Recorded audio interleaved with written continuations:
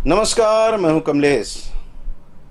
पिछले 5 दिन से आपसे मैं थोड़े समय में कुछ न कुछ बातें करता हूं। लोगों ने कहा कि यार इसका कुछ नाम रख दो, तो मन में आया कि मैं अपने दिल की बात करता हूं, इसलिए इसका नाम ही रख दिया जाए दिल की बात।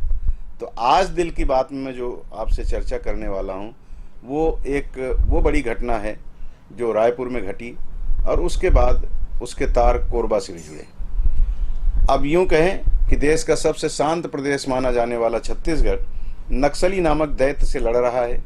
यह दैत्य धीरे धीरे घुटने टेकने की स्थिति में आता दिखाई दे रहा है।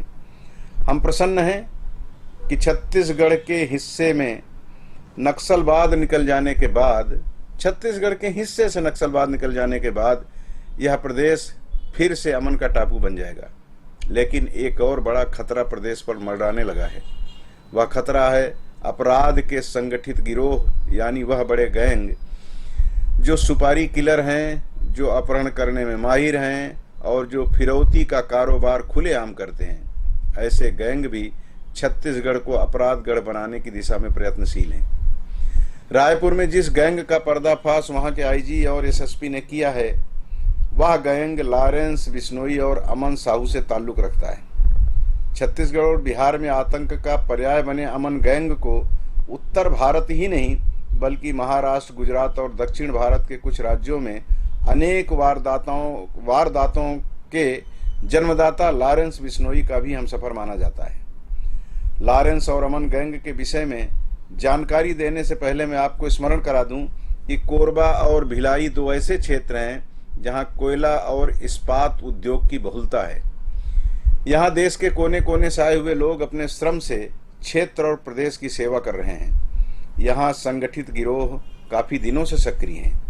दुर्ग भिलाई के कुछ सक्रिय अपराधी कैसी कैसी घटनाओं को अंजाम देते रहे हैं, इससे आप भी वाकिफ होंगे। कोरबा में सक्रिय संगठित गिरोह अपहरण और हत्या जैसी वारदातों से थोड़ा दूर तो है, लेकिन हफ्ता वसूली और भया दोहन का कारोबार तो वर्षों से यहाँ भी फल फूल रहा है। दूसरे प्रदेशों से आए हुए अपराधी कोरबा में न जाने कितनी घटनाओं को अंजाम देकर अदृश्य हो चुके हैं। इनमें से कुछ को बाद में पकड़ा भी गया, लेकिन इनके कोरबा आवागमन पर विशेष फर्क नहीं पड़ा है। ऐसे तत्वों को पनाह देने वाले लोग यह भूल जाते हैं कि अपराधी भस्मासुर होता है। एक दिन वह अपने खैर ख्वाह के ही सिर पर हाथ रखकर उसे भस्म करने की इच्छा रखता है। कोयले के कारोबार से जुड़े लोगों के ऐसे राष्ट्रीय और अंतर्राष्ट्रीय गिरोह संचालकों के साथ ताल्लुकात हैं, यह जानकारी अक्सर मिला करती है, लेकिन इसका प्रमाण न मिलने के कारण इनके विरुद्ध कार्रवाई करने से प्रशासन असमर्थ साबित होता है। आइए बात कर लेते हैं लॉरेंस और अमन गैंग के विरुद्ध की गई कार्रवाई पर। 31 दिसंबर 2022 को ट्रांसपोर्ट नगर कोरबा स्थित आरकेटीसी के दफ्तर पर गोली चलाकर कुछ लोग भाग निकले थे, जिन्हें बाद में पकड़ा गया। गोली चलाने वाले दोनों युवक झारखंड निवासी अमन साहू गैंग से वाबस्ता थे। आरकेटीसी संचालक का झारखंड में भी कारोबार चला करता था। वहां अमन साहू गैंग ने उनसे वसूली करनी चाहिए, लेकिन सफलता नहीं मिलने पर उन्हें भयभीत करने की नीयत से इसी गैंग द्वारा कोरबा में उनके दफ्तर पर गोली चलवा दी गई। रायपुर के वर्तमान आईजी अमरेश मिश्रा और एसएसपी संतोष सिंह कोरबा में एसपी रह चुके हैं।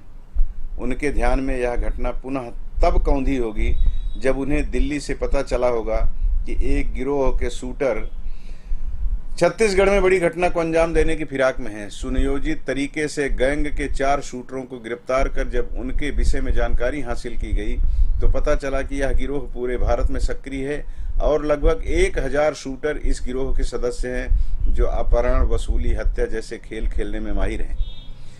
अमन और लॉरेंस गिरोह के सदस्यों को छत्तीसगढ़ में अपना हुनर दिखाने का अवसर देने से पूर्व ही पुलिस द्वारा उन्हें गिरफ्तार कर लिया जाना निश्चित ही पुलिस अधिकारियों की कुशलता और सक्रियता का परिचायक है। रायपुर पुलिस की इस कामयाबी से सरकार तो गदगद होगी ही, आम जन का भरोसा भी पुलिस पर दृढ़ हुआ होगा। पुलिस की कामयाबी के पीछे कई आम लोग भी होंगे जिन्होंने हिम्मत करके गिरोह की हरकतों को पुलिस के समक्ष लाया होगा, उन्हें वाकिफ कराया होगा। जरूरत है इसी तरह की सक्रियता और निर्भीकता की। हमें बताना होगा कि कोरबा में कोयला, डीजल कबाड़ की चोरी के नाम पर जो लोग सक्रिय हैं उन पर भी अंकुश लगाए रखा जाए, क्योंकि यह किसी बड़े गिरोह का सदस्य बनकर खौफ के साए में कोरबा को भी न ला दें। इसलिए मुखर होकर सक्रिय होना आवश्यक है। हम सब अपने अधिकार के साथ कर्तव्य पूर्ण करने की दिशा में भी थोड़ी ईमानदारी दिखाएंगे तो छत्तीसगढ़ को बड़े अपराधियों के चंगुल में आने से बचा पाएंगे, वरना नक्सलवाद की तरह खनिज संपदाओं से भरपूर हमारा छत्तीसगढ़ भी संगठित अपराधियों का गढ़ बन जाएगा। चलिए, अगर आपने सब्सक्राइब न किया हो तो एक बार कर लें, लेकिन सब्सक्राइब करने से पहले एक शेर जरूर सुन लीजिए, एक कविता की 4 लाइनें जरूर सुन लीजिए। डर मुझे भी लगा फासला देखकर, पर मैं बढ़ता गया रास्ता देखकर, खुद ब खुद मेरे नजदीक आती गई मेरी मंजिल मेरा हौसला देखकर। धन्यवाद, नमस्कार।